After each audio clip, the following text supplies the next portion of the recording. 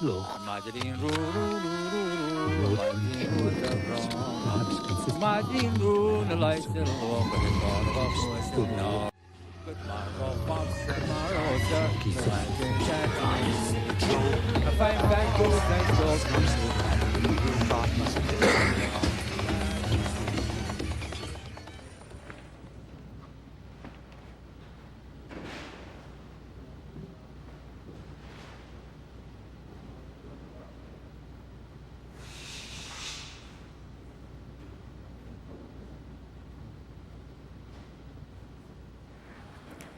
Well, I mean, the paintings have to move in a kind of way, even though they get frozen, and they have to at least suggest that they're moving and sort of live all the time. And then the dancers have the advantage of actually moving.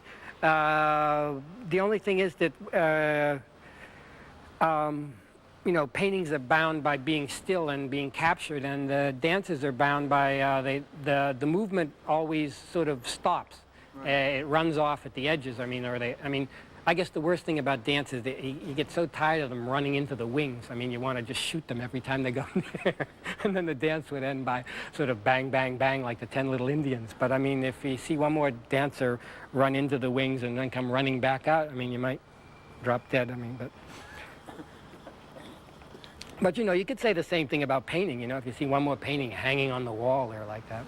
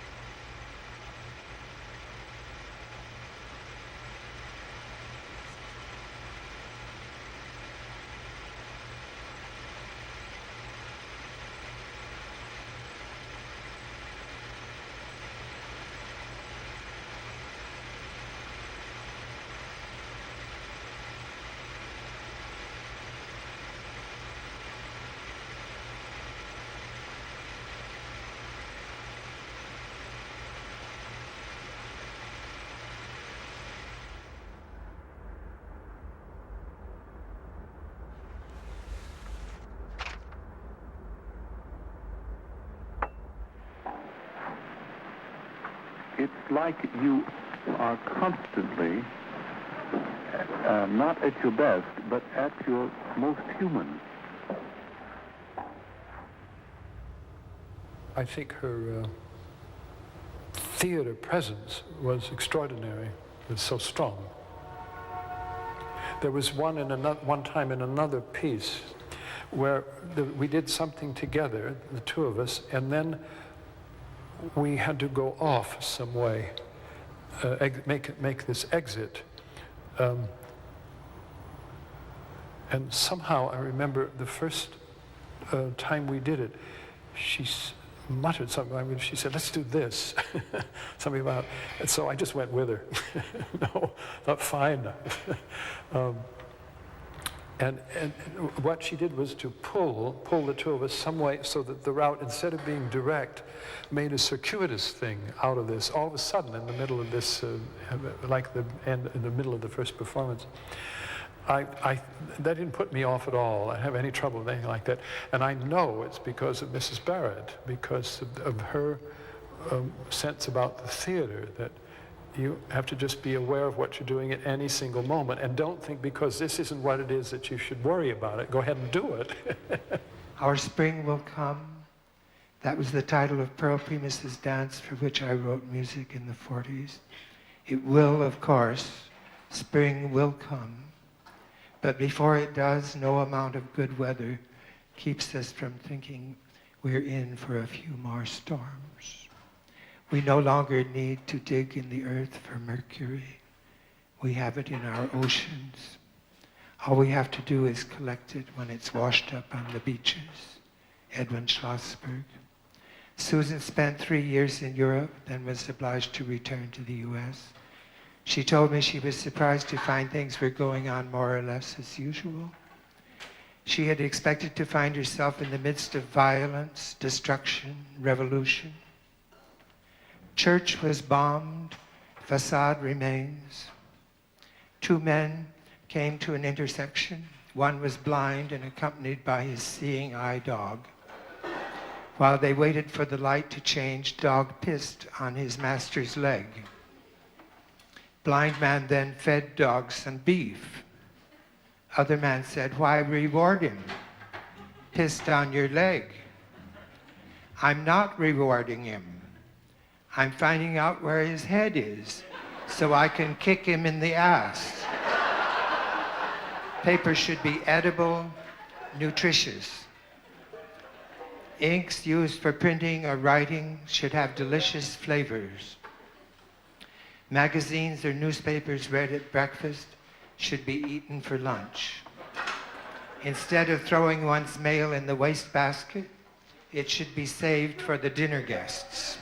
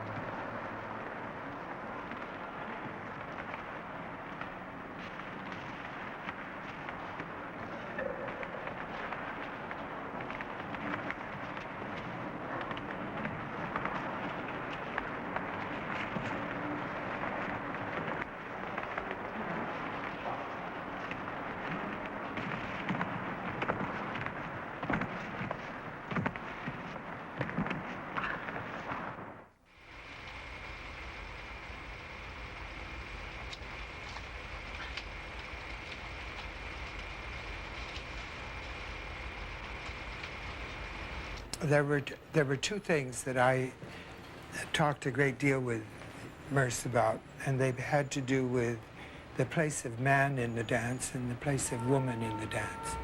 And Merce's experience through Bonnie Bird and then through Martha Graham was one of the dominance of the woman. And what experience he had with the ballet was again the dominance of the woman, the man as a support of the woman, but the woman was the center, say, of a duet. Mm. And I kept insisting that we were dealing not with a problem of sex, but a problem having to do with movement. And the dance was the question, and it could be done as well by a man as by a woman, and that you didn't have to borrow from the sex the fact of one being more important than the other. My training, so to speak, in the ideas that I was taught, both at the Cornish School and later on in the experience and the books I read and so on, was all about the proscenium stage and how there was a center of interest, a point to which everything referred, and that you kept going to and from that, and that was what it was about. That's a very simple way to put it, of course. But that never made sense to me. I didn't see the reason for that. I didn't have any other reason, I admit, but that didn't make sense. Then I remember it was in the early 50s, and I was working with those beginning things with chants, not specifically with space, but with movement continuity. It may have come out of the 16 dances. And I remember thinking, I don't see any reason why the space can't be all over. That is, that you can't be any place in the space without necessarily referring to some other part. And then I read that thing of Einstein's by pure coincidence, where he said there are no fixed points in space. And I thought, well, that's perfect. that, as far as I was concerned, about stage space. There aren't any fixed points. Wherever you are could be a center. Well, that's a Buddhist thought, of course, about wherever you are is the center as well as where everybody else is. But that seemed to me a quite marvelous and enlarging. Now giving lecture on Japanese poetry. First giving very old Japanese poetry. Very classical. Oh, Wirokli. Why are you so sad, Wirokli? Maybe, baby. Now giving 19th century romantic Japanese poem. Oh, bird sitting on willow tree. Why are you so sad, bird? Maybe, baby. Now giving up to minute 20th century Japanese poem. Very modern. Oh, stream flowing past willow tree. Why are you so sad, stream? Baby. I made a gamut of movement for the arms, the hands, the arms, for the head, for the torso, and for the legs, all separate. And then in working out the continuity, using chance operations, I would find out what the arms did, then if the other elements did anything, which ones did, how many. So there could be conceivably a moment when only the arms moved, or there could be at the opposite extreme a moment when the four elements moved all in different ways. I'm not sure that I'm absolutely correct in my memory. You know, memory's a funny thing, and I know something about that as a psychologist.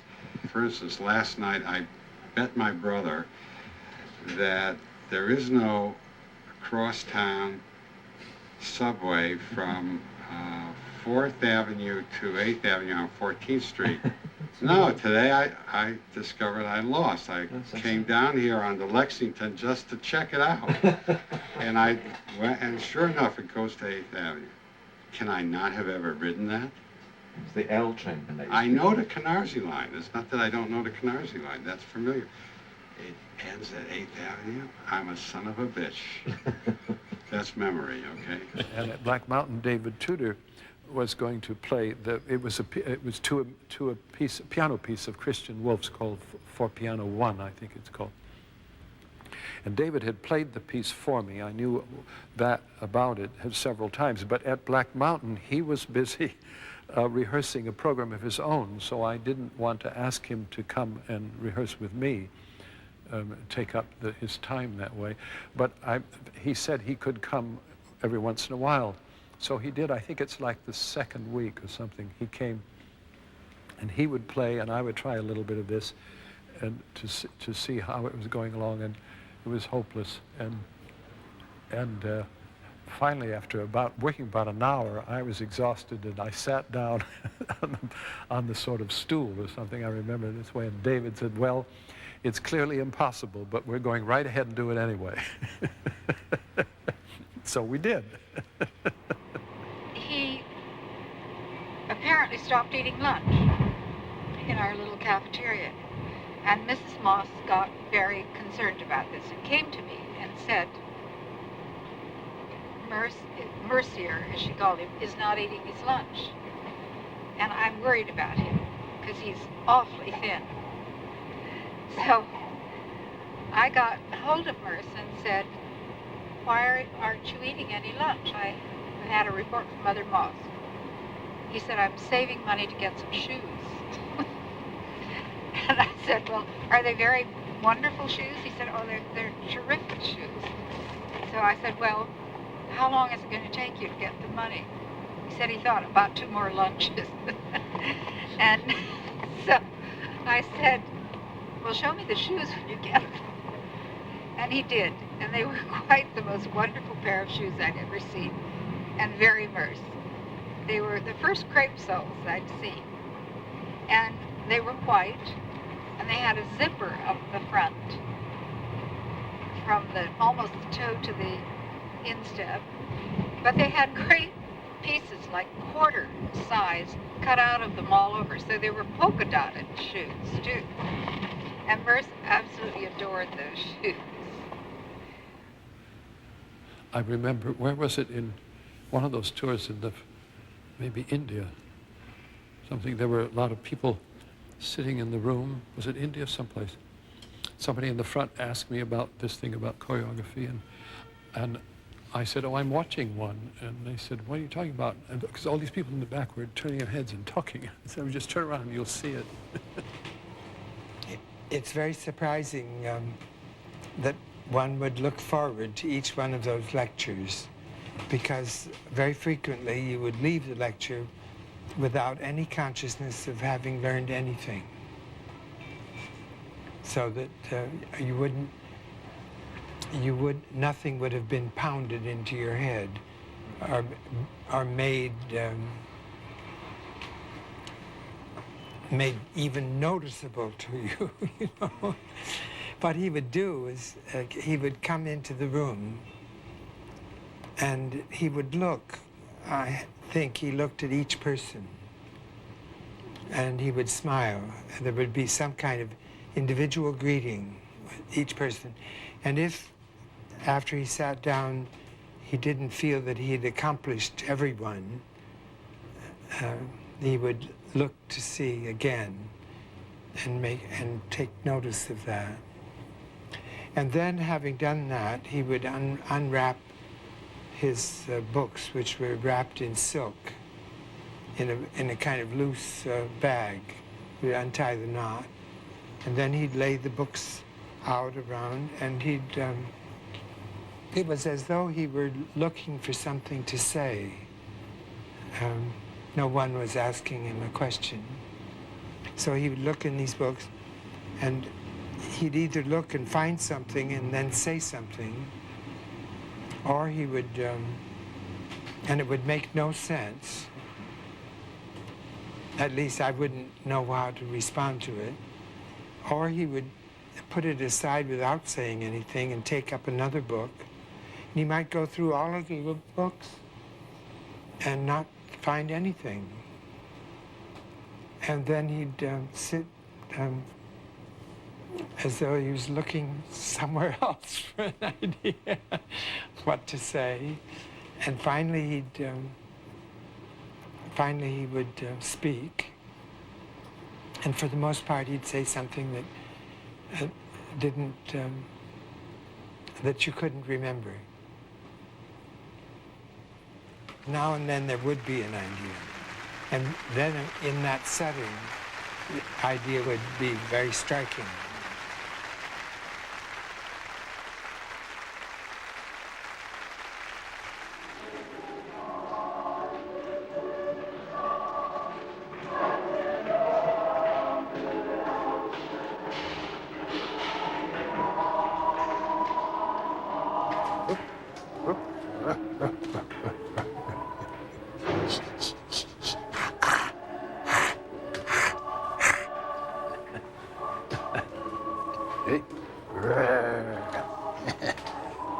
Almost got me.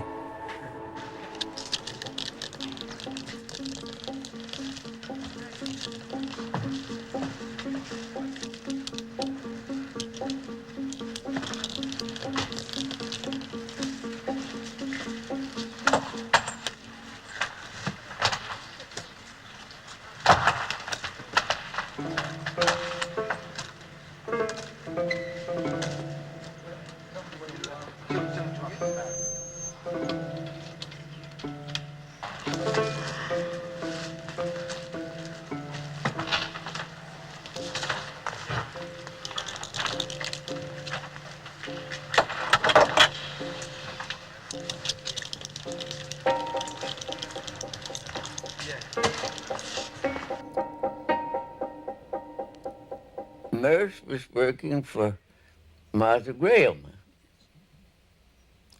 and John was working for himself but telling everybody else what to do.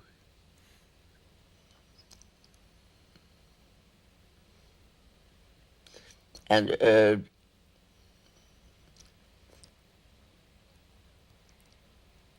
John lived up in the country among the bees and the mushrooms.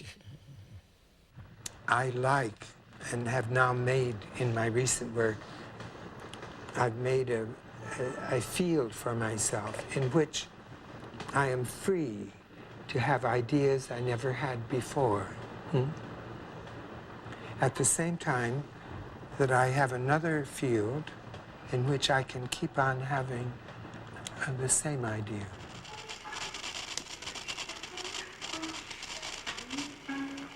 Good.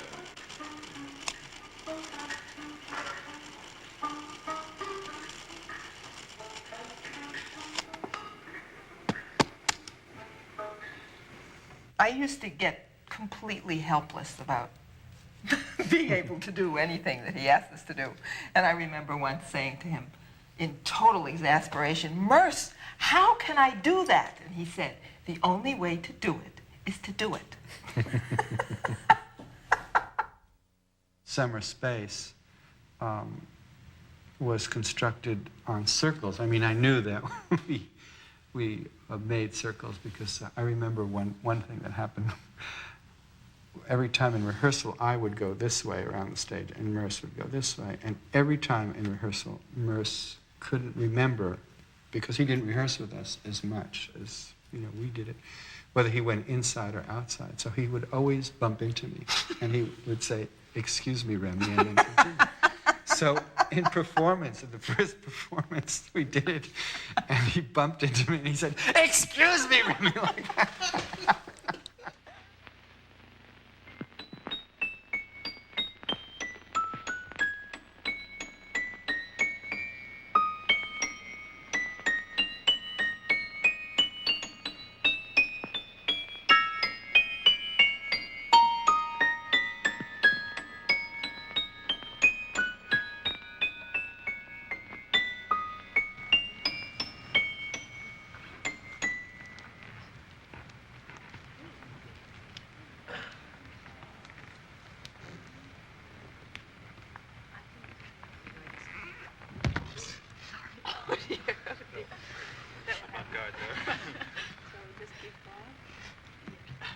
If that happens, keep going. Yeah, it's good to hold the train.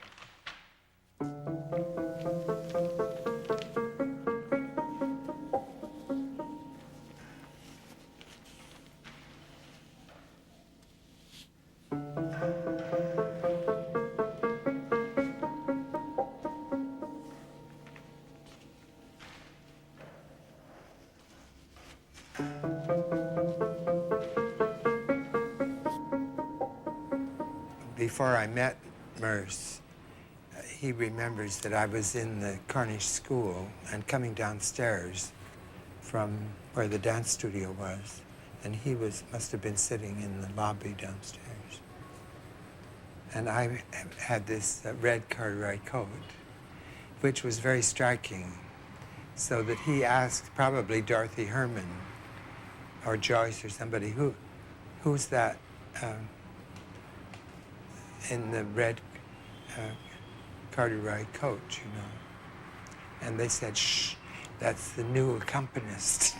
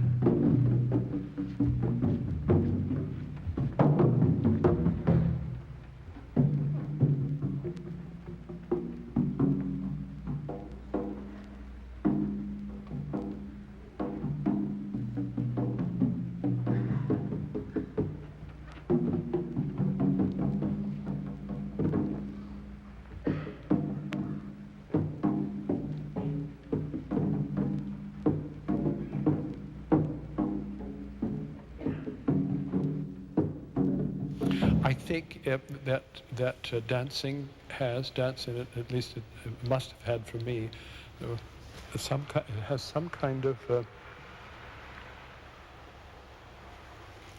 I don't know any other word to use but passion I have for moving. I must have had this as a child,